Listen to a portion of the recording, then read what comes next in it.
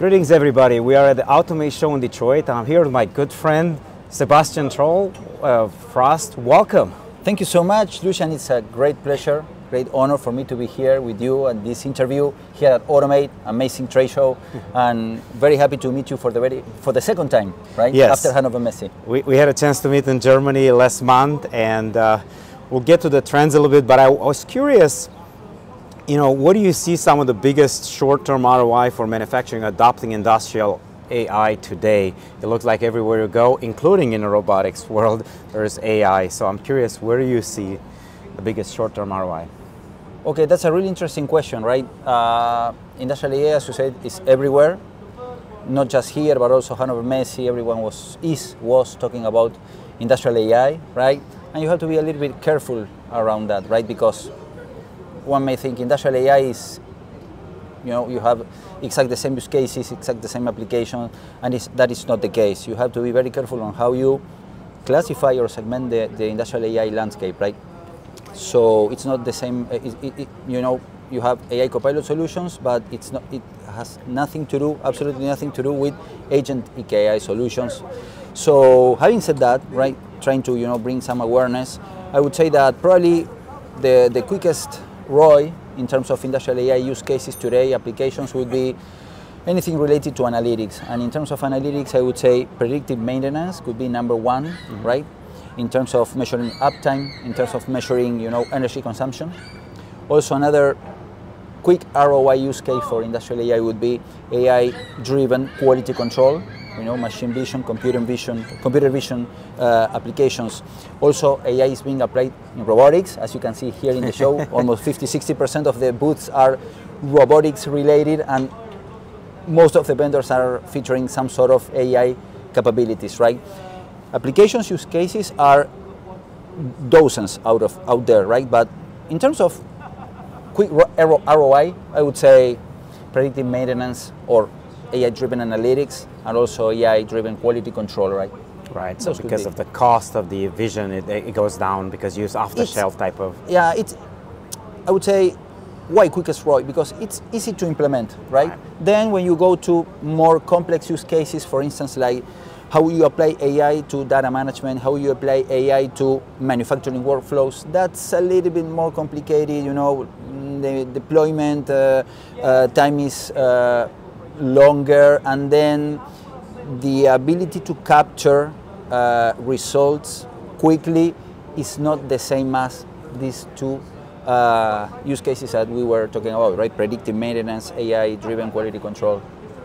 Thank you for that. Now you talk to a lot of companies, and you focus on your research on industrial AI edge and connected worker. I'm curious, what trends are emerging around this convergence between industrial AI edge, connected workers, and how should vendors position themselves to address this intersection effectively? Well, that's a really good question. First of all, let me tell you that, again, Automate and Hannover Messe last month, right? Industrial AI, frontline operations, or augmented connected worker, as we call it at Frost & Sullivan, and industrial edge are three of the key topics today, I would say, probably along with software-defined automation as well. Industrial data management also, right? Each of those topics has its own, landscape, trends, challenges also, right? But the interesting part of your question is the convergence, right? So in terms of industrial AI is converging with edge computing when talking about edge AI, right? Doing edge, or I would say edge AI inferences at the edge, right? Not to, get all the data to the cloud and then start doing the AI-driven analytics there. There are some sort of bandwidth issues. There are some sort of course, response time, right? So, and of course, security, right? Every single manufacturer today wants to have, or do not want to have, their IP, proprietary data stored in the cloud, right? So edge AI is one very strong trend in the industrial AI plus edge convergence. Then I can say industrial AI and augmented connected worker is another fascinating space today, right? High growth there. And I would say that we have identified a company universe of 50 different vendors on the augmented connected worker space, according to our technology definition and market definition. And I would say 99% of them are working right now in some sort of AI functionality, right? AI feature. It could be, you know, real-time collaboration. It could be for skills management, training. It could be for safety management, right? Copilot, right? In order to get the information right in time to the frontline worker. So those three spaces, industrial edge, industrial AI, and augmented connected worker, apart from growing themselves individually at fast rates, they are converging, right? And there are out there really interesting companies that are doing a lot of progress in those fields, right? And in the convergence of those fields.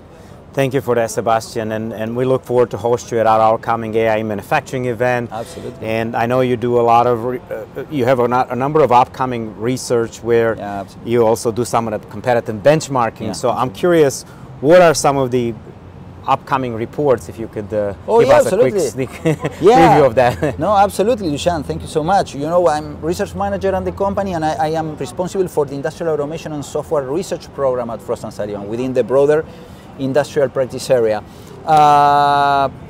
Quickly, I would say last year we worked very hard on the MES market. In fact, here at Automate, I had the chance to meet in person with some of the key companies in the space that are, you know, exhibiting here. And also our most important piece of research, I would say, because we are trying to help the industry define that market, is in the augmented connected worker front, right?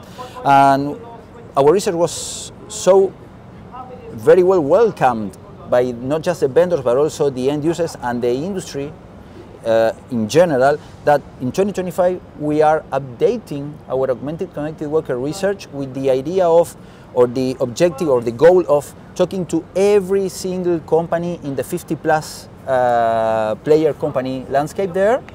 We will be releasing a market research report with quantitative analysis, qualitative analysis, and also different types of competitive benchmarks, not just the whole space, but I would say competitive benchmark analysis on each of the market segments, right? Another important piece of research that we are working on, I am working on actually right now, is on industrial DevOps. This is a nascent space. It will be more like a kind of technology report with some market numbers. There are very interesting companies. No, not quite a few companies, but a handful of companies exhibiting here. Really interesting space, you know, versioning control, automated backups for disaster recovery, AI copilots for PLC coding. So I am currently working on that.